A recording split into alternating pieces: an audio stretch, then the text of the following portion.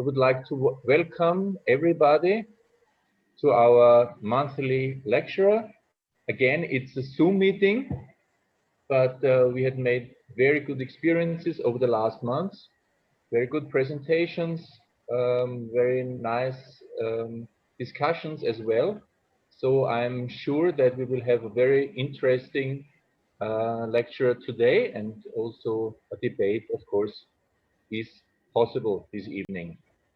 Before I go into details, I would like to give some technical informations. First of all, we record this presentation, so I hope this is okay for everybody. Secondly, I would like to invite you, if you have questions, you can type it in the chat during the presentation or right after the presentation, and then we will have a question and answer. And also for the quality of the line, I think it's possible to have the video on. We are not too many people today, but you are requested to turn off the sound if you're not speaking. So video is okay, but please silence your sound. Let me welcome the speaker of this evening. It's my pleasure to welcome Miss Beatrice Losper. Thank you for accepting our invitation, and thank you for being the speaker of this evening. Beatrice Losper is a principal in a secondary school in Windhoek, and she will give us a presentation about basic education in Namibia in times of the COVID-19 pandemic. The whole world is suffering from this pandemic, from these lockdowns. We in Vienna, we have a third or fourth lockdown, who knows. Education is a problem everywhere. Namibia was also affected by this pandemic. And of course, we can only imagine how difficult it is to start a distant learning project in Namibia, in such a huge country where resources are very, very limited. So it will be very interesting for us to learn how you took up this challenge and what could be achieved in Namibia over the last year. I would like, before I hand over to Beatrice, I would like to invite Lydia Williams to give a short introduction or a short comment. As most of you know, she's a retired teacher from Namibia, and she organized this event. So I kindly ask Lydia Williams to give a few words to us. Lydia. Thank you very much, Bernard. Good evening, dear friends, everybody that is present tonight, although virtual. We appreciate your interest, and we hope that we won't disappoint you. And we're looking forward to you giving Beatrice, my dear colleague and friend as well, a hectic time, because she has a lot to talk about. And I believe she prepared herself well, and she had to get rid of this information and knowledge that she has prepared for us. Beatrice, it is a great honor, and I am really excited to have a colleague, a friend, a homie on the SADC forum tonight. And really, I wish you all the best, and I know that you would not disappoint me as your friend or colleague, and that you would be able to show that us in Namibia, we can also do something, and whether it is online or whether it is offline, but yeah, we are in this struggle, all of us together. I'm looking forward. They say once a teacher, always a teacher. I could not help but wonder all these months what things are like during the COVID pandemic in Namibia and at our schools. because I know what things are like and what things were like without COVID. So I myself am looking forward to hear what you have to tell us about what the things that you had to go through during this pandemic. And now, before I now talk too long, I want to stop there, and I just want to say everything of the best for your speech or for your preparation. Thank you very much. Thank you very much, Lydia. And I hand over the floor to Beatrice Losper. And please start your presentation. Thank you again. Thank you very much for inviting me. It's a real privilege for me to be a speaker on this platform and this forum. So thank you for the opportunity given to me to tell you a little bit about what have happened over the past year in Namibia. You know, maybe I should first start by giving you a general overview of the school where I'm principal of. The school is situated in the outskirts of Windhoek in a suburb called Katatura. Lydia will know exactly what I'm talking about. It's between two other suburbs, the one called Hakahana, the other one Vanaheda. The school is situated in a riverbed in Katatura. Uh, this area where the school is situated is mostly very poor people living there under very harsh circumstances. You know, they are living in corrugated iron shacks where mostly they do not have electricity, no running water, no flushing toilets. They use firewood to cook. They use candles to have light in the evenings. So they really go through quite a lot of hardships on a daily basis. But they manage to get the children to school, and that is a very positive thing that I might mention here. So the school has 841 learners this year. It's built for only 730 learners, but because of the fact that it's so overcrowded, so many people in these areas that need schools, that is why we have 840 learners in the school this year. It's the same number we had in 2020. We have 32 teachers, a secretary, and four cleaners at the school. And these people are the ones that have to go with the parents, with the learners through these hardships every day to get the learners educated. But up to now, we manage quite well. I can just mention with all the hardships and not the brightest of learners, in the Commerce region, we came third in 2019. Lydia can maybe later give you more information on how we are numbered or listed as schools in the region, but we came third, and it was for us a real achievement. But with COVID-19 in 2020, the situation changed a bit. We didn't fall back so badly, but we did not manage to keep the third position, but we are trying our best.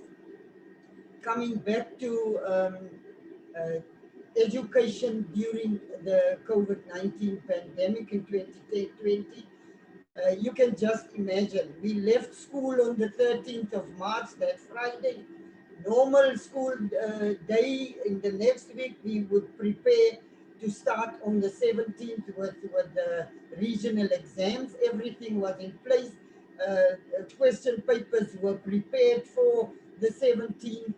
But on the 16th of March, the president just announced that the schools will be closed um, for a period that they cannot tell us exactly how long it will be, but for they will close the schools. So you can just imagine shock waves went through our bodies because we did not know what this pandemic was all about. You know, you would see on the news about the increasing numbers and how this pandemic escalated in so many other countries, so many deaths all over the world, and people started to get anxious and started to get worried.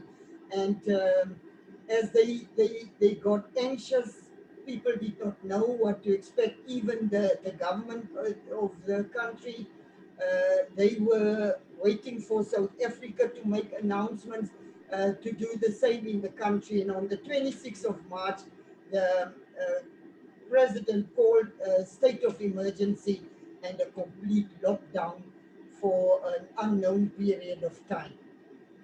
You can just imagine the schools were supposed to start with the regional exams on the 17th of March. Needless to say that the exams never took place.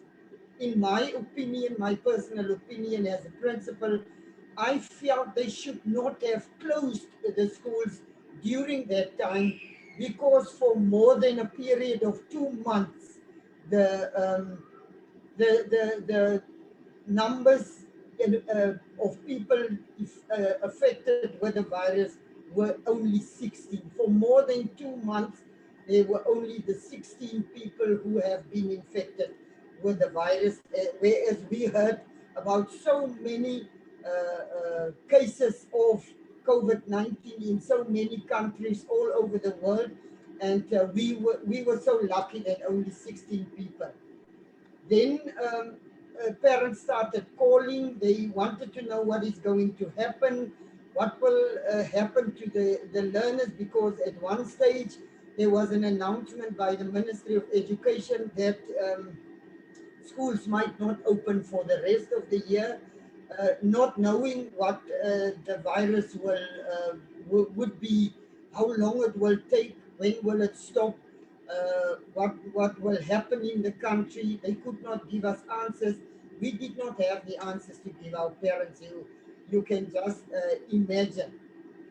But then on the 6th of May, they asked the teachers to return to school, so that the teachers can go to school and now prepare the schools to receive the learners back in the schools. So we returned on the 6th of May, not knowing what to expect, not knowing what to do. Many teachers were reluctant to return to school because, you know, we heard about the protocols being locked down, you at your home by yourself or with your family members in your home. So you don't know what to expect until the day that you will be physically on the ground as to know what would happen.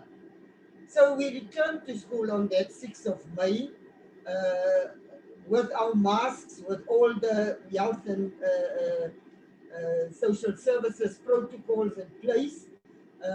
We returned, we kept the social distancing. So now we started to disinfect the school, we started to get everything prepared. You know, certain things should happen on the premises, in the classrooms, the ablution blocks, all of those we had to sanitize and get everything ready and prepared. We had to put in place, you know, holders for toilet paper, basins with water, towels, you know, everything that needed to be done. So we went back and started doing that. But what was most important for us as principals was to think about the return of the learners and what will happen when they return. The Ministry of Education, they came up with the idea of e-learning, and immediately for a principal like me at a school like C.J. Brandt, where learners are so poor, parents cannot even afford to pay a voluntary fee to the school. They do not have access to television sets. They do not have access to computers. Learners, maybe 10% of my school learners have a cell phone. Then it's not a smartphone, it's just these ordinary small phones where they can just make calls or send a text message, nothing else. So it was really hectic. The former white schools who have all the resources immediately started with preparations for e-learning. They created the platforms for the learners and the parents for e-learning. But at my school, we couldn't do that. But now we also could not just sit back and not do anything. So we came up with study booklets. So for the 3 weeks before the grade 11 and 12s were supposed to return to school, we started with the booklets from grade 8 up to 12. The booklets we would hand out on a Thursday and a Friday. So 3 grades will come on Thursday and pick up the booklets, and the other 2 grades will come on a Friday and pick up the booklets. Next week they come again, then they return certain documents, certain work pieces that were given in the booklets. For example, it's an open book test, or it is a lesson from the syllabi, topics that were not covered in the first term that the school was open. Then it can also be worksheets or projects or anything that we could possibly think of as to educate the learners until the time comes that they would return to school. It was a lot of hard work. We had to put a monstrous effort in to get the booklets from the ground. But in the end, we achieved that with great success. The first set of booklets went out the second week after the teachers came back. The first week we spent on preparing the premises, with adhering to all the protocols that were set out by the World Health Organization and our own line ministry of health and social services. So we focused on that. And in the second week, we started with the booklets in the first week, and in the second week, we were able to hand out the first booklets, and we were very impressed with ourselves.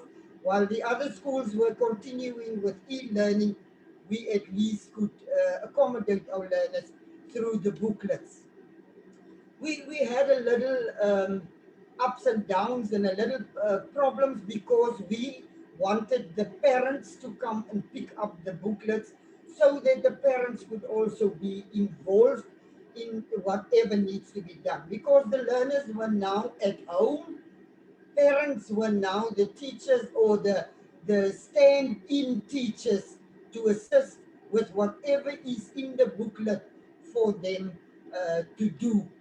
Then they must also attend to the learners at home, helping them to do whatever is required in the booklet, whether it is an open book test, whether it's a worksheet or a project. They were supposed to help, and the next week when they come to pick up the next booklet, they also needed to return so that the teachers could mark the returned documentation, and then with the next booklet, teachers can then give feedback to the learners and the parents. In Namibia, we have the system of continuous assessment for grade 8s and 9 learners.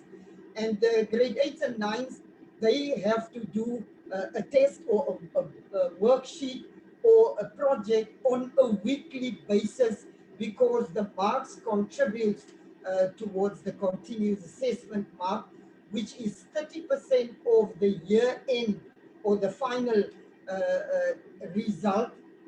that the learner achieves 70% is the final exam, and then 30% is added to the, for the continuous assessment is added to the final um, mark that the learners will then promote to the next grade. If they were unsuccessful, they will then remain.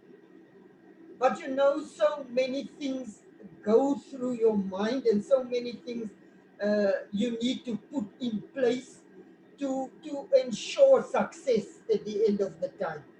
Because so many things that should happen in school determine whether the learners will be ready to then go to the next grade.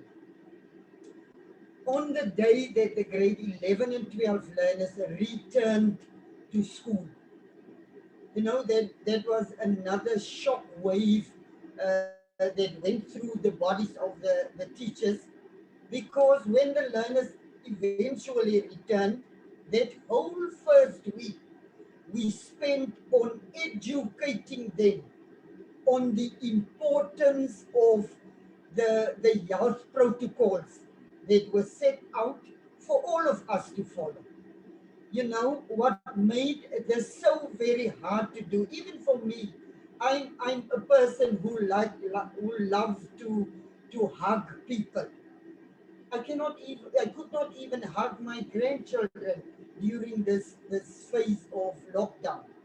So we had to uh, day by day, hour by hour, coach the learners to stay away from one another for 1.5 meters, to keep the masks on at all times, to wash their hands regularly, not to touch the faces, to sanitize their hands, we needed to explain why they have to sit so far apart in the classes. And you know what was so difficult? This pandemic goes against our human nature of the normal way we are doing things.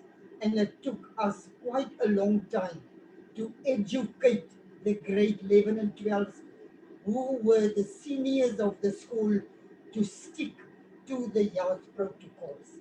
As a principal, I had to talk with them over and over and over again, just to make them realize that this is the best for all of us, not only for yourself, for your loved ones at home, but more so for us who are now in the situation that at schools there are many more groups of people together than you would find in a home or on the street. During that time, the shopping malls were closed. Most of the shops were closed except for the essential services. So it was hard for them to grasp this whole idea of not touching, not sitting next to each other, not hugging one another. So it was extremely hard.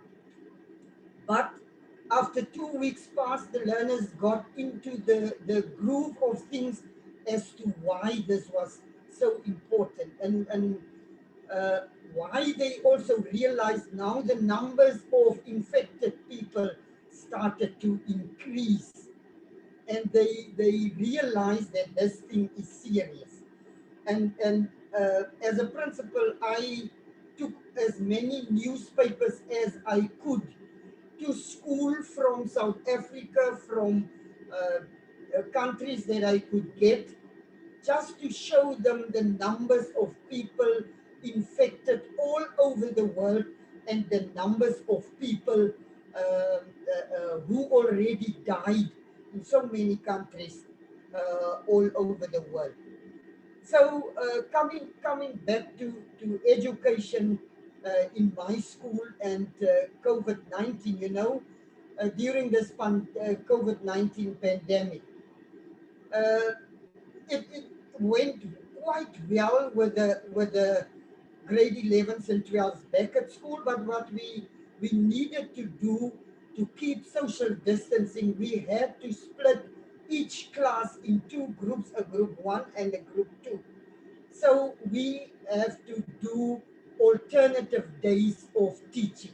So the learners would come on a Monday, a Wednesday, a Friday, and the next week they come on a Tuesday and a Thursday. And so they alternate so that we can adhere to the protocol of social distancing in the class. And that made it quite challenging for the teachers, because every lesson that they would teach once to a class, they now have to teach twice to a class, meaning they need double the teaching time that would normally happen in a term. So what we then realized, we would also need to use the afternoons for teaching as well as Saturday mornings.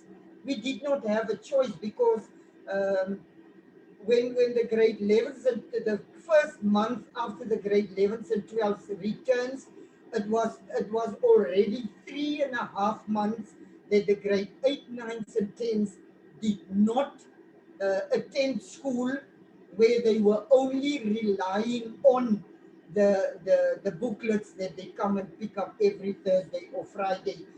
In the group, they supposed to pick up alternative times also, to stick to the health protocols and to keep us all safe. So it was really a challenge. Then the ministry also announced that there were situations where teachers could work from home. Now, in my small mind, a teacher cannot work from home unless you can do it through Zoom or through online learning. We could not do that because the learners could not afford the internet connection. They could not afford the smartphones. We ourselves do not have a science laboratory at school, or a library, or a computer lab. We do not have those luxuries at my school. So we relied on other methods that we could think of, other sources that we could use, just to get the education to the learners and to complete the syllabi. So at the end of July, the grade 9 learners were to return to school, joining the grade 11 and 12. That was almost a week before the grade 11 and 12 learners were supposed to start the August exam. That created quite a lot of confusion. And apart from the fact that the teachers were anxious, and they were afraid of catching the virus and falling ill, uh, there was a lot of anxiety with the parents, because they did not know what is happening. And for parents of my school, many of them did not reach high school. So they were already in a flat spin, because they couldn't assist the learners properly. They couldn't do what was needed to be done to assist the learners, since they do not have the knowledge and understanding as to what the learners are doing. So now they start calling. They want to know if they can come with the child to school. This is now the grade 8 and 9 parents. And the grade 9s were in school for exactly a week. Then the Ministry of Education decided, no, the grade 9s must now rather stay at home, and the grade 10s must return to school. When that happened, the exam started for the grade 11 and 12 learners. Now, for them, it is very important to write a full examination, because according to the new curriculum in Namibia, the grade 11 is now the first exit point for the learners. In the past, we did the Cambridge curriculum, which means grade 11 and 12 was a 2-year course.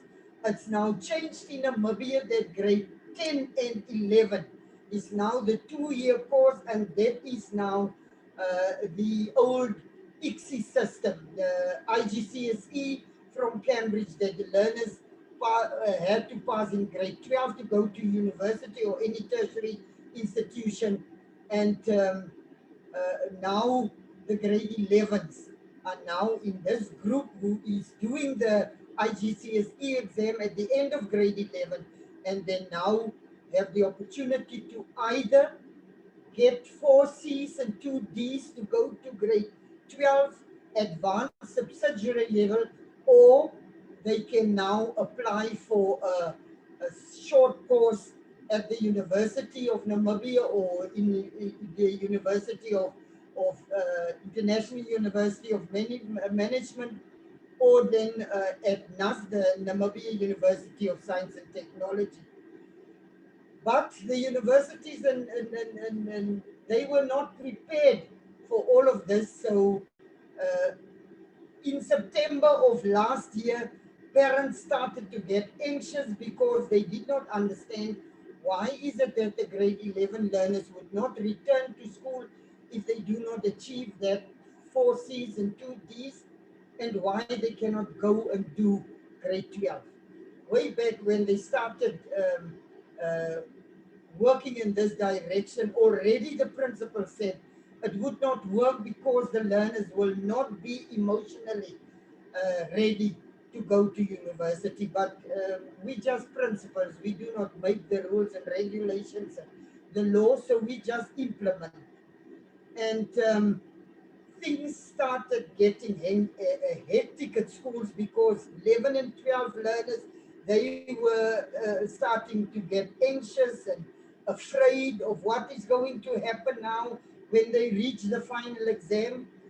The grade 10s, they started school slowly but surely. They came into the swing of things, and only in September, which were now the last term, a week before the grade 11s and 12s have to start with the oral examinations for the final exams, the grade 8s and 9s returned to school.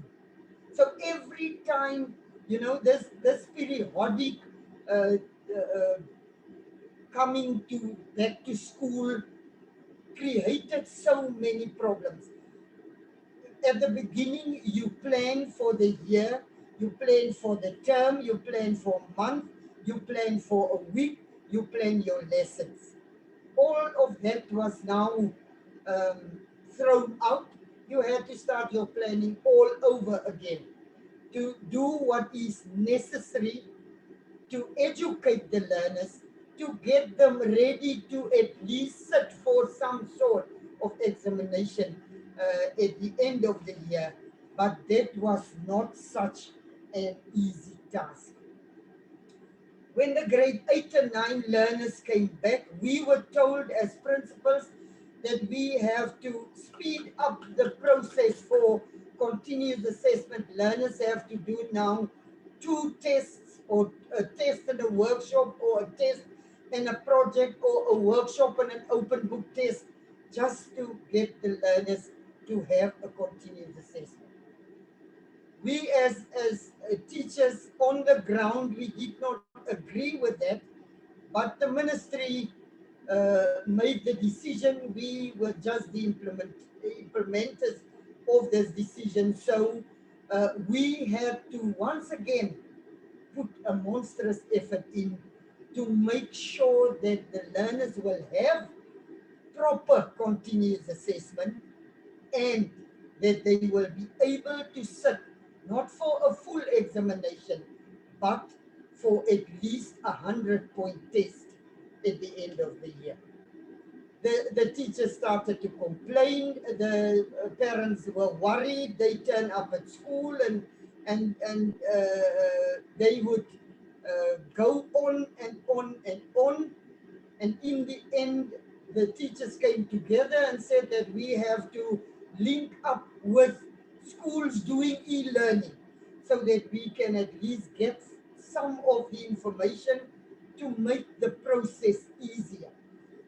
Also, the teachers realize that they have to get themselves acquainted with technology so that they will be able to also prepare classes on e-learning, or get connected to schools offering e-learning, get connected to the Namibia College of Open Learning, where they can go and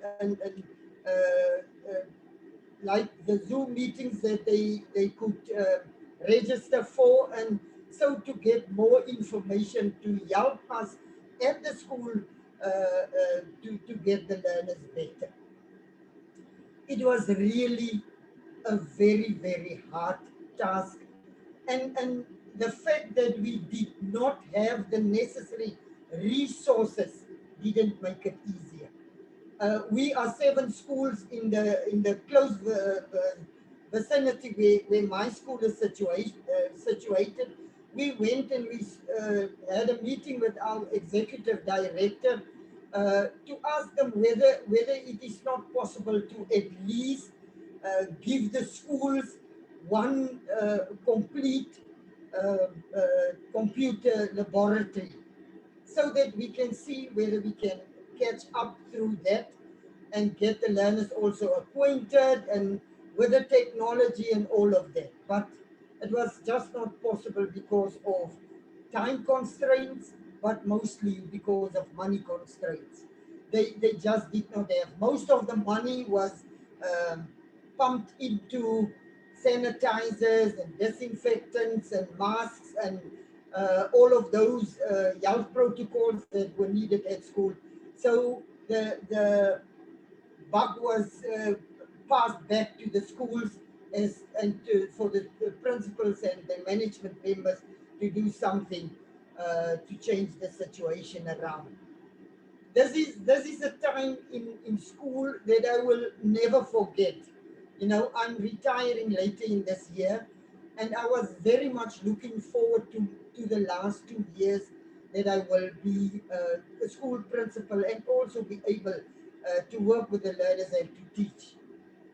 Most of my time went by running around for resources to have the health protocols in place, to see to it that there are enough cleaning materials and stuff like that.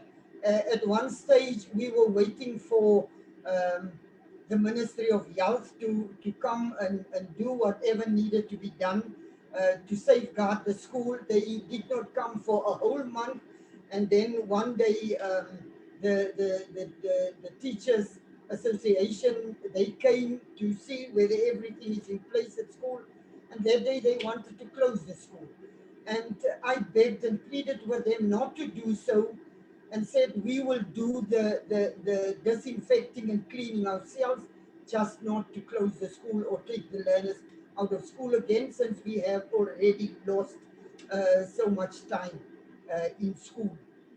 But in the end, it was a blessing in disguise that they arrived at school, because 2 days later, the whole army of the Health and Social Services came to do what needed to be done. I can just say, as a principal, I am very proud of what the teachers and the management at the school have done to get the learners ready to, in the end, be able to sit for the final exam. It took us really a monstrous effort. There was a lot of challenges, and maybe in closing I can just, you know, name but a few. Uh, Teachers at my school or my school could not take part in e-learning because of the fact that there were no technology. There was a big challenge to complete the syllabi, especially the newly introduced grade 11 curriculum. There were no resources. Teachers struggled to get the syllabi and the schemes of work for the curriculum, but in the end we got it on time, and we could still do what needed to be done. The ministry also decided to decrease the syllabi content with 30%, so only 70% of the work were expected to be done at the end of the year. Then there was quite a lot of disruptions in the academic program, but also in the extramural program of the year. Now, there's the saying that goes that a healthy body hosts a healthy mind, and the learners couldn't do any activities, extramural activities, to keep their bodies healthy and the minds healthy at the same time. Then the alternative days of schooling, we did not have enough time to do intensive teaching and learning and consolidation of topics that we have done. We did not have enough time for that. Then we had big numbers of absenteeism. When the learners eventually returned, they were so used to staying at home that they just didn't could cope with the snell, the quick pace that we had to follow to get the work done. The learners were forced to do self-learning and self-study with no help from anybody at home, and they were not used to that. Parents were forced to help the children, and they were reluctant to do so because of the lack of knowledge. Then the pick up by the parents of the booklets, we had a lot of problems in the beginning until we could persuade them to put the effort in because of their learners. Then there was a very big change in behavior of the learners when they returned to school. They were no more used to following instructions and following the rules and regulations. They took us time to get them back in the swing of things. There were lots of money that we from the school side had to put in to spend on sanitizers and cleaning materials, as well on copy paper and ink and stuff like that. So there were a lot of challenges, and we did not have any control on what the learners were doing at home. By the time that they came back, we really struggled to get them in the swing of things. But not all was bad in the end. The positive that I would like to take from this whole thing is many teachers never would dare to switch on a computer or go and sit in front of a computer to see what is happening. They were now forced to do so because they needed to get themselves acquainted with e-learning, with the internet and stuff like that. They were forced to do research on the internet to help the learners in that regard with subjects and study materials. And at my school, we have little or none parental involvement. Lockdown and the COVID-19 pandemic forced parents to be more involved in the school lives of their children. And for me, that is a very big plus. Teachers were forced to introduce innovative teaching materials. They were forced to think outside the box and not make use of this little bit from the textbook every day. They were forced to see the bigger picture and use other materials so that they can get a little bit of success in the lessons. Teachers, they were forced to improvise in lessons. They were forced to link with other schools to get some more information, especially link with the schools doing e-learning. Then working with 20 learners in a class, that was very good in a school like mine, because normally we have 40, 45, even up to 48 learners in a very small classroom. So the learners are like sardines in a tin. So that was also a very big positive for me. And then another big positive. Never have that school of mine be so hygienic and clean and nice to go to, because learners were forced to uphold the health protocols that were set out by the World Health Organization. This pandemic forced the education fraternity to think outside the box. One thing that I have learned during this pandemic is something that the late Nelson Mandela said, that forget about the things that you don't have. Forget about the shortcomings. Take what you have, run with it, and make the most of it. Another thing that I have learned is to trust God with no reservations whatsoever. He is the only one who can change the situation of this COVID-19 pandemic around, especially now in our country. The numbers is increasing by the day. We have now more deaths than before. Since November of last year, the deaths are increasing, and only now people realize that we need God, because it's only Him who can change the situation around. I really do hope that I could teach you something about what happened in this year of COVID-19.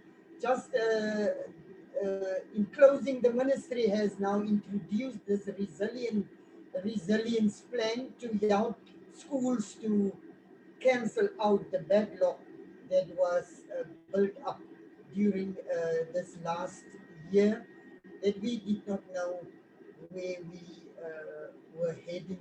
Now we have a better idea of what to do and how it should be done. And hopefully this year will be much better than 2020. I thank you. Thank you very much, Beatrice, for your presentation. We learned a lot about the challenges you were facing and how you coped with the situation. We got a lot of new information. And I think we should start the debate. I invite everybody to type a question in the chat. And afterwards, I will read the question to Beatrice for the answer. And I see the first question is already online. Sigi Kühn is asking, what have you done to accomplish to educate the learners in your school in Katotura with the limited resources available to you? So he's asking, of course you have limited resources. How was it possible actually to start working with it? You know, as I just said, we should forget the things that we do not have and use the limited resources that we do have and use that to make the most of it. We used to have one assembly during the 7-day week that we timetable that we have. But during this pandemic, or after the learners returned, we had in the mornings we spend an hour to have the learners to see whether they have their masks, to sanitize, and to make the announcements, to remind them and to educate them so that it can get stuck up here. And that worked quite well. At the beginning we struggled, but as it became a well-polished and oiled machine as we went along. Bernard, I just want to say that if I read this correctly, Mr. Kuhn did not actually really ask a question, but he actually complimented Ms. Losper and the teachers in Namibia for what they have accomplished. Yeah, I got it.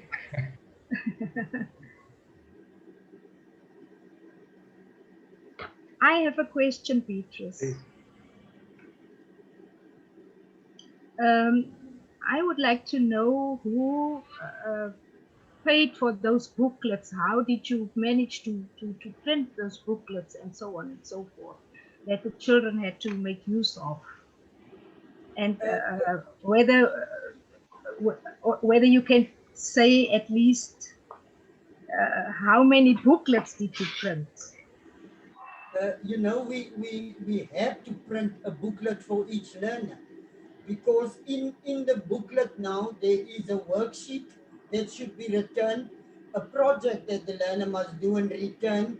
There would be the open book test that should be returned for marking and for feedback. So each learner had to get a booklet every week. I was the driving force at the front of these booklets, most of the printing myself and one of the HODs. The two of us, we are lucky we have 4 machines at school working quite well. So the school paid for it. The copy paper we paid, the ink and the cartridges, all of those, it came from the school money. We have a voluntary fund of $400 per year per learner. So that money we used for the printing of the booklets, since we did not have a choice. We had to get the booklets out to the learners one way or the other, because it's the only way we could reach them all at that stage. Since we couldn't do e-learning, or there were no way that we can could get the learners involved in you know, registering themselves on the internet and do their own research. There were no way. So we did not have a choice but to prepare these booklets for each learner in the school. Just another question that is related to that, and these booklets, I believe, they received in each subject, or was in one booklet different subjects? You know, for the one week, the grade 8 and 9s, they do 9 subjects in Namibia. Yes.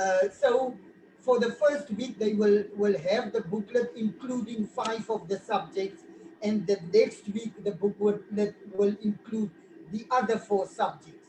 So every second week, the learner will get the information on 5 subjects, and the next week on the other 4 subjects, so that we attend to all 9 subjects, you know, in a period of 14 days. Thank you, Beatrice. You're welcome. Okay, we have another question from Walter Sauer. He's asking, did you have any infections in your own school, either teachers or learners, especially given the harsh conditions where people live? Social distancing is sometimes impossible. So what was your experience? You know, we had a week holiday in August of last year, just 1 week. And during that week, one of our teachers were infected with the virus, which did not affect the school in any way, because when we returned to school on the 30th of August, she was already in isolation, and she did not have contact with any of the teachers during that week of holiday. So that is one case. And now a month ago, we had another case just after the independence long weekend. During that long weekend, a teacher of ours also contracted the virus, and she was isolated, but we were lucky that we could go on. Fortunately for us, no learners or any other teacher up to now, you know, was affected with the virus. Were you provided with masks, or people had to wear their own masks? Or how was that organized? The school paid for the first part of the pandemic. You know, after lockdown, when the learners returned, the school had the masks made, fabric masks. Because the learners, they do not have the money to buy it themselves. So we had to provide to make sure that everyone has a mask every day. And then I am the chairperson of the Principals Association. So we asked for a meeting because we 38, so we not that many, and if we put us in a hall that can take 500 people, that is quite okay as far as social distancing is concerned. And then we asked the executive director whether they can provide us with at least the sanitizers and the disinfectants and with masks, because that the school in that first month spent quite a lot of money on the masks, on the sanitizers and the cleaning materials and disinfectants. You know, you give a mask to a learner today, the learner will have it on tomorrow, the day after tomorrow, but the next 2 days they will come without a mask because a family member don't took the mask. You know, that situation, because the people in the vicinity or the parents from a school, they live uh, very harsh circumstances every day. Sometimes they don't even have anything to eat, and that is not exaggerating. Lydia can vouch for me if I say that. So we we all we always have a good number of masks in at school that we can easily hand out to the learners if they come to school without a mask. We asked the parents if they could at least provide the learners with a sanitizer. You know, you buy these small bottles of sanitizers. They couldn't afford that. So the school must buy the sanitizers and the learners must queue in the mornings. Uh, you know, we make 8 stations so that it can go quickly. Then at the beginning we had to take the temperatures. It's not needed anymore. It was really time consuming, but we did not have a choice. So the school started the normal time and went out a little, an hour or two later, just so that we could attend to and manage the health protocols. Thank you. We have another question from Birgit Reiter. She's asking, do you know how was the situation in other schools in other regions of Namibia, especially in rural areas? Did you have contact with them, or how was the situation for them? The situation in the rural areas, you know, at the beginning it was quite okay, it was fine, but later in the year, when the numbers started to pick up, many of the schools in the far north were affected because learners were COVID-19 positive. We had the past 2 months schools in Windhoek, where my school is situation. St. Joseph's, Lizzie will also know St. Joseph's. They had 39 learners at once, and they were forced to close the school for 14 days. There's a primary school not far from my school. They had 16 infected learners and 2 teachers, and the school was closed for 14 days. Same is happening now in the north, or in most of the rural areas, and Rehoboth 2 schools were closed because of the pandemic. In the far south, 3 schools were closed because big numbers of learners were infected, but it's under control. As far as I know, there were only 5 deaths of school-going children so far in the country. It's mostly adults that died. Thank you. We have more questions. I have a question myself regarding e-learning. You touched that topic, and my question is, we all know that Namibia is one of those countries where the gap between the rich and the poor is very big. Yeah. So, what is your opinion? Did COVID widen the gap, or did e-learning help to close the gap? Because some experts always argue to solve the education challenges in Africa, the solution would be pay for a laptop for every kid in Africa, and we could like jump to the 21st century straight ahead without building schools and educating teachers and so on, because it will work with teach yourself everything by your own laptop and through internet. So is there any lessons learned? Are there any lessons learned from the COVID pandemic regarding this topic? Most definitely. I would say this pandemic widened, you know, a learner at the Windhoek High School can immediately be part of e-learning because they have three computer laboratories. They have two libraries. They have all the facilities.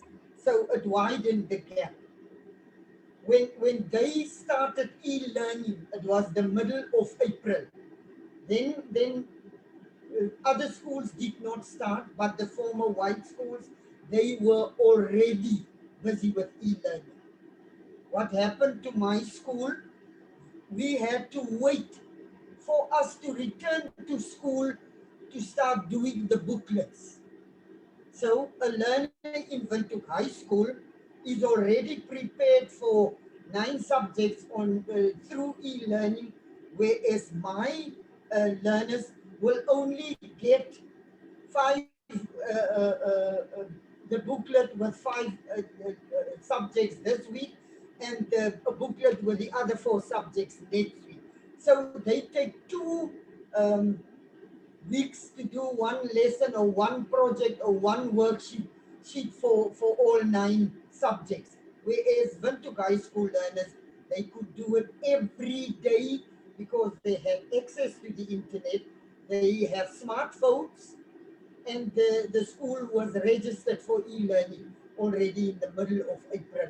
Whereas schools in my vicinity, we couldn't do that. So we had a meeting where we asked the executive director what is the possibility that the ministry could help us out with at least one class, uh, 30 computers with Wi-Fi access to the internet. She said there is no way that the ministry can do that. There's just no money. So it widened the gap. Why didn't they get? We are now even further behind the former white schools than we were before. So this pandemic created a wider gap between schools. And and this approach by some who say, forget these building schools, training teachers, buy everybody a laptop, that will be the solution for the education challenges in the whole of Africa. What would you answer those people now after this pandemic? Uh, you know, I for one, so many years I am fighting for this thing to close the gap, to make the playing field even, for to level the playing field for all of us in terms of learners that are accepted in the different schools. Uh, a late colleague of mine said that schools in our vicinity, we are forced to take the rejects.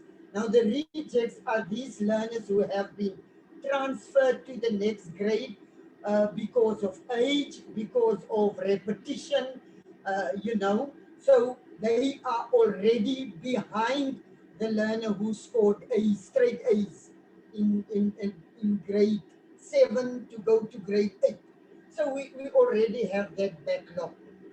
Then there is the resources. If you enter a school like Windhoek High School, that school has every resource that you can get academically, culturally, and according to extramural activities. At my school, there's not even space for learners to run around.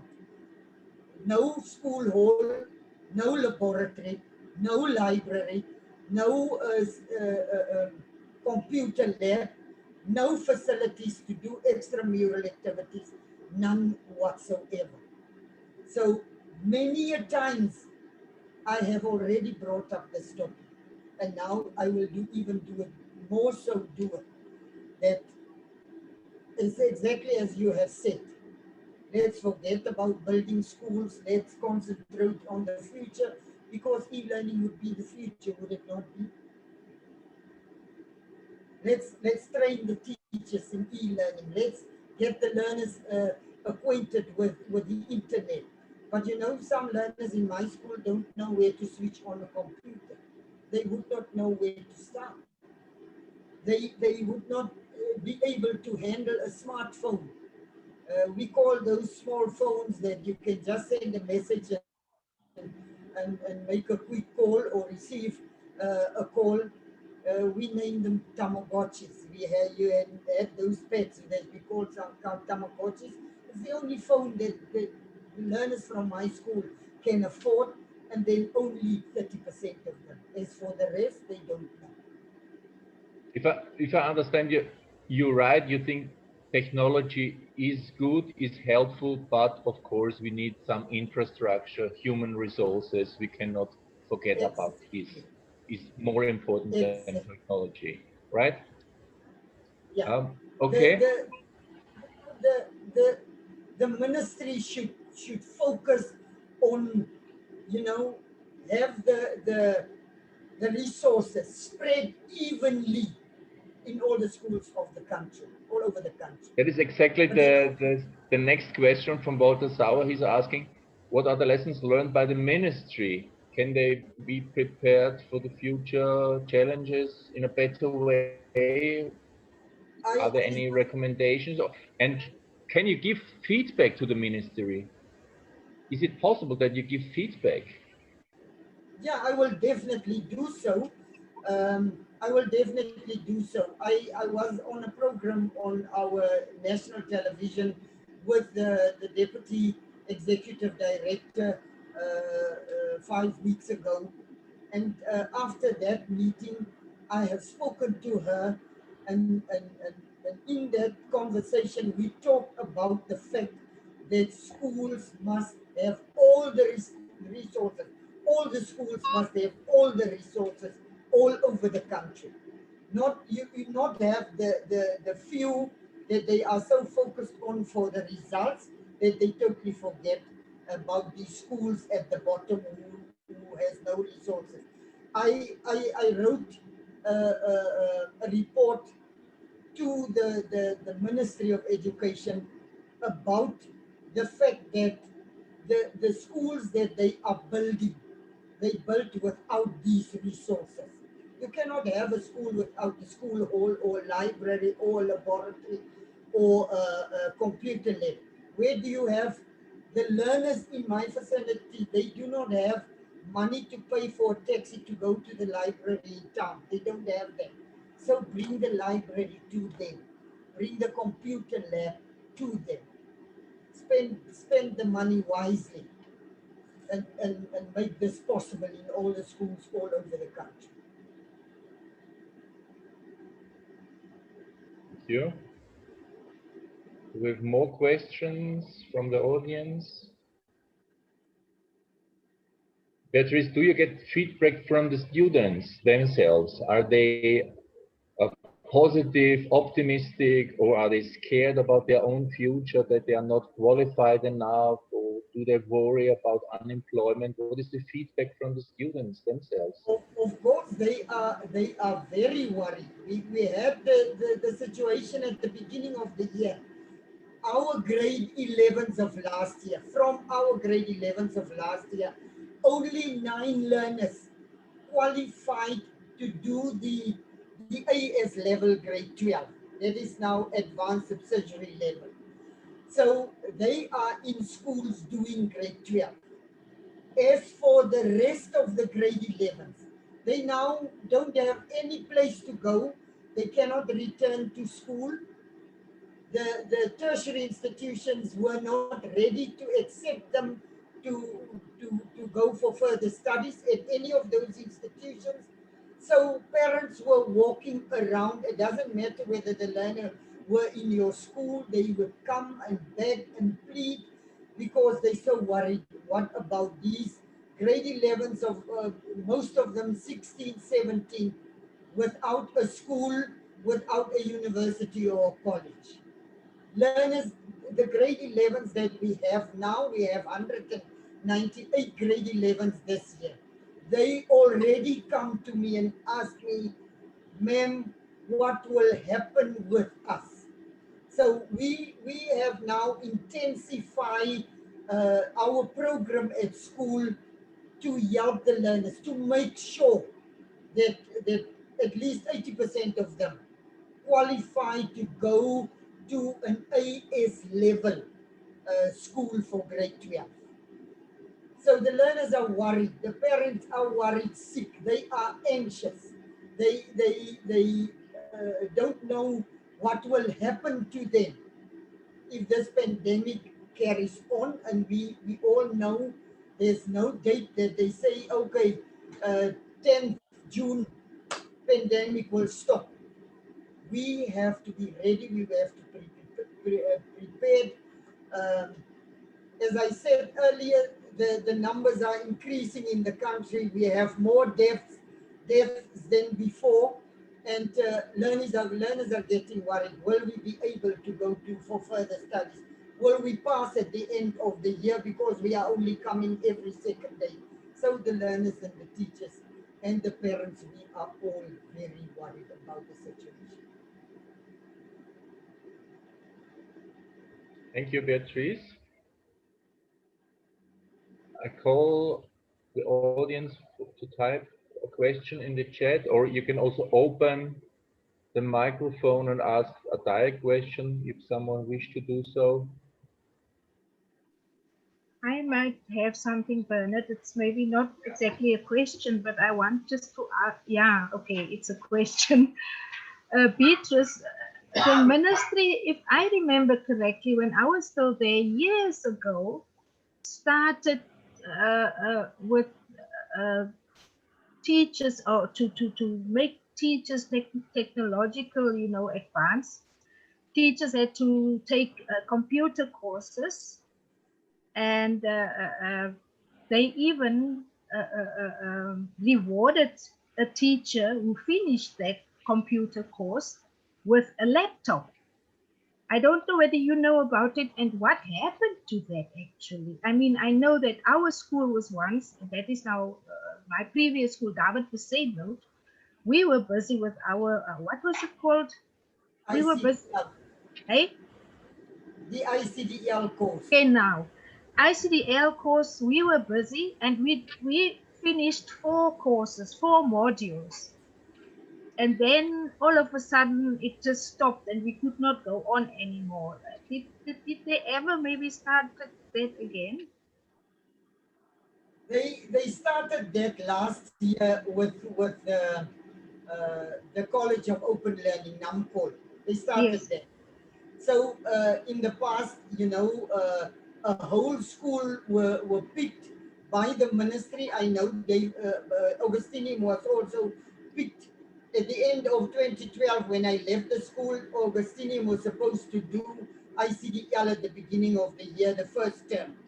And then those who would get the license and pass the course would get the laptop. But that January of the next year, beginning of 2030, died a slow, silent death. Now the College of Open Learning is doing that three terms a year. Last year, the principals were invited to attend um, how would I say, a marketing of the ICDL again. And they said that if 10 teachers of the school would enroll for that term, that the school will get 2 computers. So now it's not the teacher who will get the computer, but if 10 teachers from the school would register for the full course, then the school will get 2 computers. The course is $4,000, and you can just imagine teachers in my school, they were not interested. They asked whether the school could pay the 40,000 for the 10 teachers. But you also know the rules and regulations and all the stipulations for the school finances. School cannot do that. So if teachers cannot pay, they just lose interest. As soon as they have to pay from their pockets. It's also offered by the Trusco. What is the College of Trusco, the university? IOL. They also offer the ICDL, but also you have to pay yourself for the course from your pocket. Theirs is a full year that you learn all the components of the computer, you know, Microsoft, Word, all of that, and then you can then do the full license. But Thank you, you Beatrice. have to pay for yourself.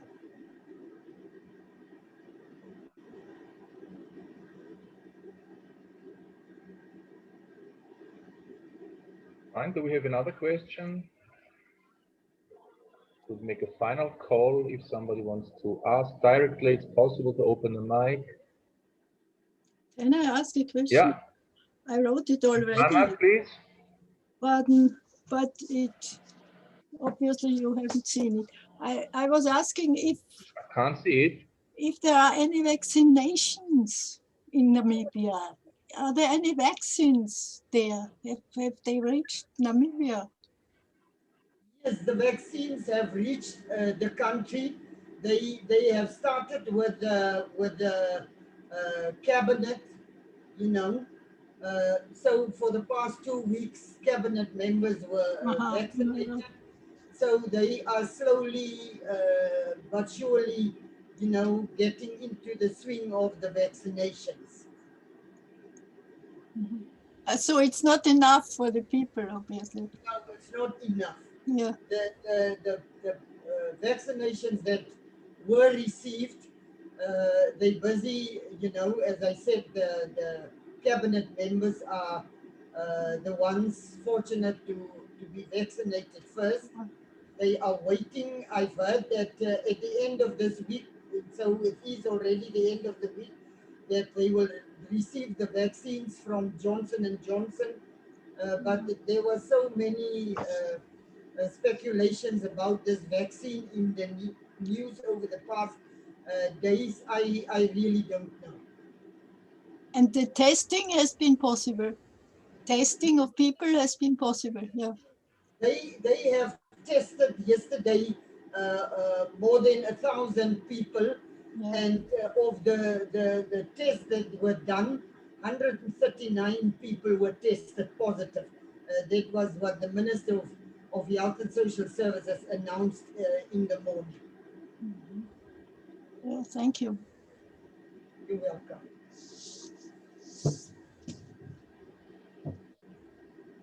Any more questions? You can write it down or ask directly.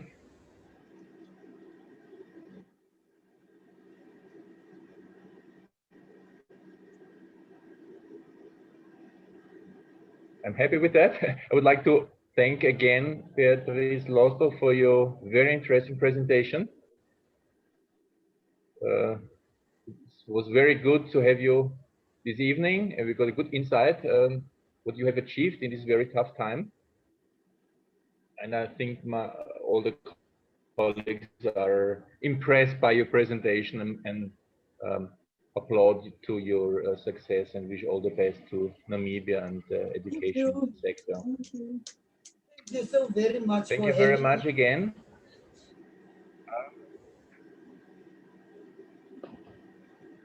Am Schluss möchte ich noch die Ankündigungen machen für unser nächstes Forum. Jetzt darf ich auf Deutsch wechseln.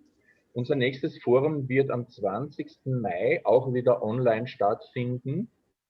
Die Vortragende wird Julia Steiner sein, eine junge Akademikerin, die eine spannende Diplomarbeit geschrieben hat, in der sie sich mit der Aufarbeitung von Sammlungen in Wiener Museen mit kolonialen Kontext beschäftigt hat.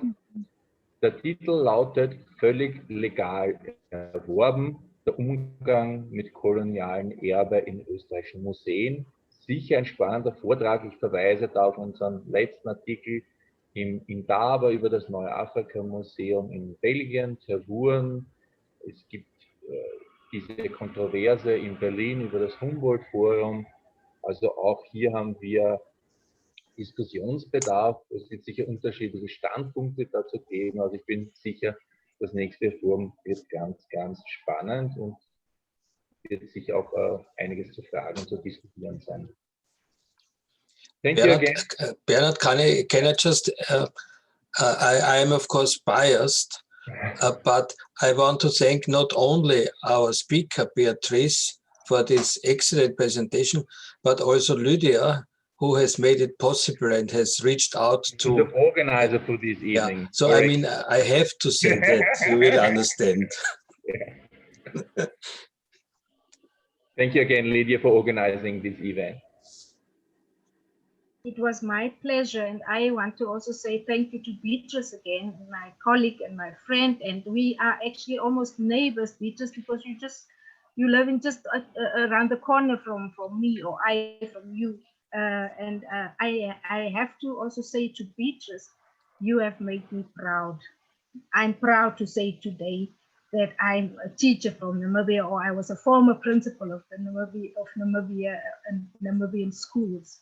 Thank you so much. It was entirely my pleasure, and I am also very honored to be on your program. So thank you so very much for inviting me and for having me. I really hope that I met your requirements. I just want to say last thing, Beatrice, this meeting, as you heard at the beginning, it has been recorded. Yeah. Nina, and it will be available on the, can you just come in, yeah. Nina? As soon as possible, I'm going to put it on our website, and then I can send the link also to you, Beatrice. Thank you very much. I would really appreciate that. And you must play it to the minister. I will definitely to Levine so. Specifically. Thank you. I'll do that. Thank you very much. Thank you, and see you next time online. Bye-bye. Thank you.